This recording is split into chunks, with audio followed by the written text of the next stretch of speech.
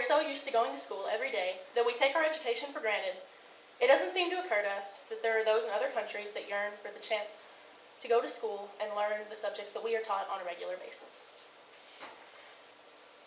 Every day, millions of children go to school across the United States. We all are familiar with the American education system and that we have the privilege of going to school every day, no matter our gender, race, ethnic background, or socioeconomic background. But in other countries around the world that we may not be as familiar with, there are children that do not have the ability to attend school to receive a quality education. Throughout my research for this speech, I have learned so much new information concerning why so many children do not go to school regularly, no matter how much they desire to do so. First, let's quickly review the American public education system. In America, we have the basic right to go to school. We are guaranteed 13 years worth of education, kindergarten through 12th grade, and then we may continue to do so by going to college and even graduate school in some cases.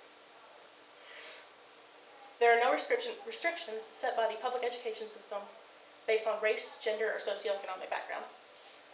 Students in some parts of the world are not guaranteed an education like we are. In America, we also receive a well-rounded education over a number of subjects until we find one that we enjoy and that we have the option to specialize in.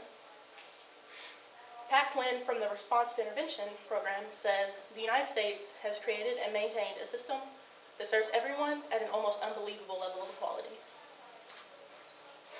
Quinn is later quoted to say, "No school system anywhere in the world exceeds the United States in providing free access to education for everyone."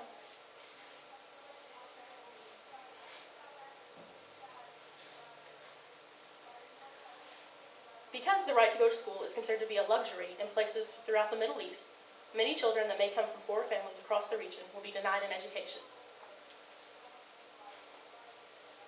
This leaves much of the country's population illiterate. As of 2012, more than 75 million women and more than 45 million men across the Middle East and North Africa were illiterate because they could not afford to go to school.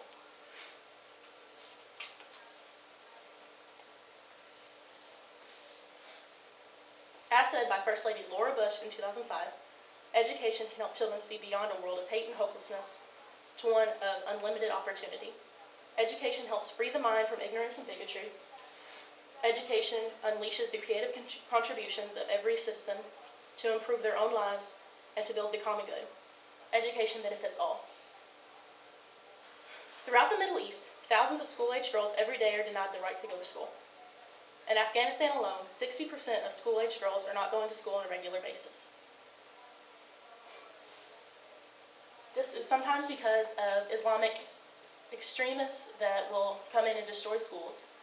They specifically target children, parents, and teachers that are for gender equality throughout education.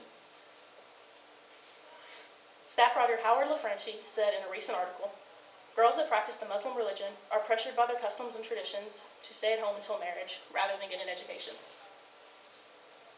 While over the past 10 years, the percentage of girls in Afghanistan has increased from just 3% to around 40%, there is still much work to be done to ensure gender equality in education across the world. And a couple of statistics show that since 2001, where only 21% of children were enrolled in primary school, to 2011, where 97% are enrolled, only 36% of females are still in public school. And here, it shows that just 12.6% of women over the age of 15 can read and write across the Middle East. And here, it shows just the impact that Islamic extremism has on girls that are attempting to receive a quality education. And in conclusion, in this speech, I have covered only a small part of a vast topic. There are so many more education systems across the world that differ to the type we have here. While they may not be as extreme as the education system in the Middle East, there are still others out there that are researched that are just as interesting. I hope this teaches all of us that the next time we dread getting up in the morning to go to school, or get mad at our teachers for giving us too much homework, that we should be grateful for the education that we receive here, and that we don't take it for granted. We are all lucky to have the right to a quality education. Thank you for taking the time to listen to my speech and learn a little more about the diversity in education across the world.